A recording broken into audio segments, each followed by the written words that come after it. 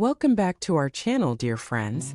In today's fast-paced digital world, we often pride ourselves on being informed, connected, and opinionated.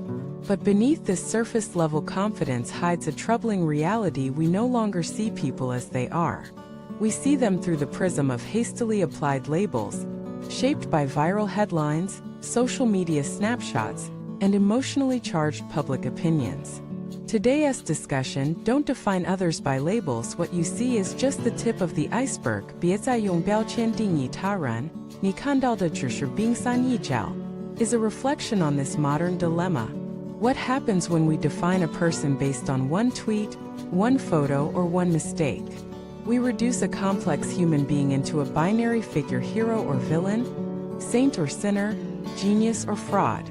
This distortion is not only intellectually lazy, but also emotionally harmful. Imagine a celebrity who has worked hard for years, honing their craft, remaining humble, and living authentically. One project brings them into the limelight. Praise floods in. Suddenly, their taste in socks, choice of friends, and morning coffee routine are dissected and exalted. They are no longer human, they're a symbol of perfection. But the moment a piece of their past resurfaces, a misinterpreted comment, a rumor, or a personal decision that doesn't align with public expectations, the tide turns. The same people who built them up are now tearing them down. In 24 hours, they are no longer a genius but a fraud. This is not a critique of celebrity culture alone. The academic world, the workplace, our friendships, and even our families are plagued by the same label-making mechanism. A professor dedicates decades to a field. One misstep, one student's problematic social media post, and suddenly their credibility crumbles. The public is quick to say, "Oh, so it was all hype." This dismissive turn not only destroys a person's reputation, but undermines society's trust in knowledge and hard work.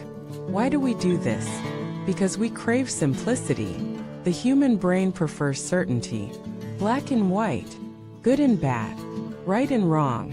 This preference is deeply rooted in evolutionary psychology. It helped our ancestors survive in dangerous environments.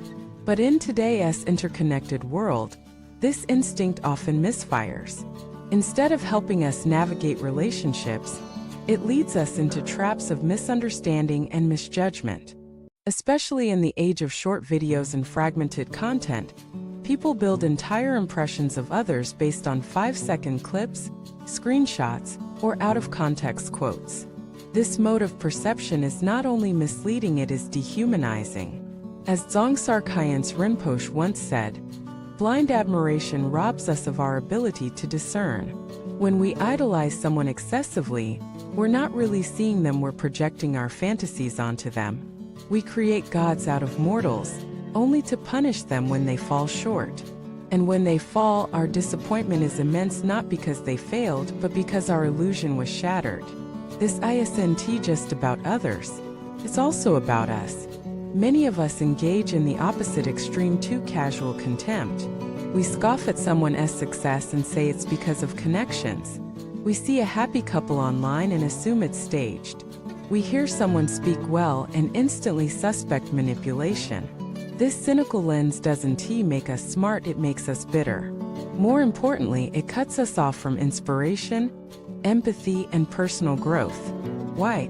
Because if we refuse to believe others can be truly kind, talented, or happy, we are essentially saying it's impossible for us too. It reflects an internal insecurity, a fear that we're not enough. So how do we reclaim clarity in seeing others? First, we need informational patience. Before forming an opinion, pause.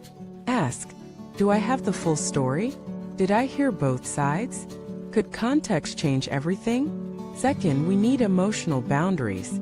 When we feel intense like or dislike for someone we don't truly know, that's a red flag.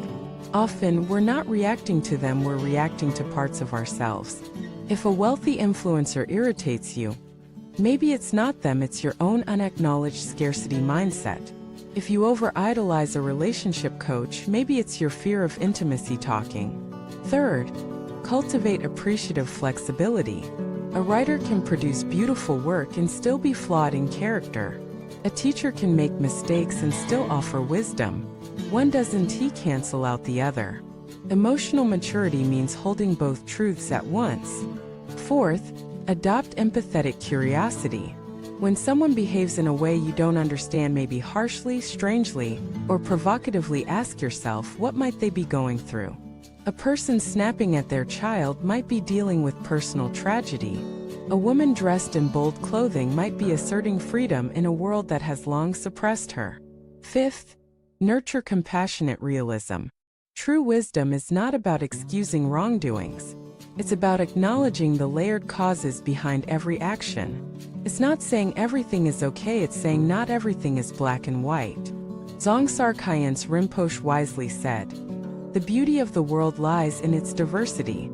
Those who grow in diversity develop broader perspectives and softer hearts. Those who live only in binaries often stay trapped in judgment and conflict." How we choose to see others shapes the quality of our own life. And remember, when you judge someone, you reveal more about yourself than them. What we criticize, what we praise, what we label all reflect our inner landscape. Let us challenge ourselves. Can we delay judgment, even for a few minutes? Can we listen before labeling? Can we make space for complexity? Because in doing so, we become not only fairer to others, but kinder to ourselves. Have you ever judged someone based on incomplete information and later realized you were wrong? Have you misread someone's silence? Or misunderstood someone's expression? Yes, you're not alone. We all have. The important thing is, are we willing to grow beyond it? If you enjoyed today's reflection, please like, subscribe, and share it with someone who might benefit from it. Together, let us move toward a world where people are seen not as hashtags or headlines, but as the beautifully complicated humans they are. Thank you for watching this video. See you next time.